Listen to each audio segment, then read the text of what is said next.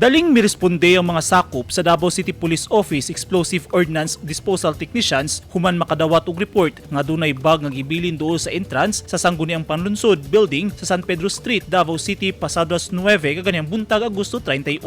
Kipaigmat dayon ng mga tawag mga empleyado nga naa sa lugar ug gikordon ang palibot pagsiguro nga luwas ang kadaghanan. Gihiling dayon sa mga otoridad ang kadudahang butang nga gituohang dunay sulod nga bomba. Human ang pipila ka minuto nga pagsusi na siren nga mga sanina ug uban pang gamit ang sulod sa bag. Subay sa report sa DCPO, tulo ka mga dagkong plastic bags ang gibilin sa entrance sa SP building. Usa ka Wilfredo Gucutano, 38 anyos nga miyembro sa LGBT ug residente sa Ponciano Street ning syudad ang may claim nga iyaha ang nahabilin nga bag nga nakahatag og kakuyaw sa mga Davaoenyo. Gidala sa San Pedro Police Station si Gucutano alang sa investigasyon. Tambag sa mga otoridad sa publiko, i-report dayon kanila og galing dunay makita nga kadudahang butang o tao sa palibot aron daling marespondihan sa mga otoridad hilabi na sa susamang insidente. Sanglit buot sa mga otoridad nga makatunan ang ginatawag nga culture of security.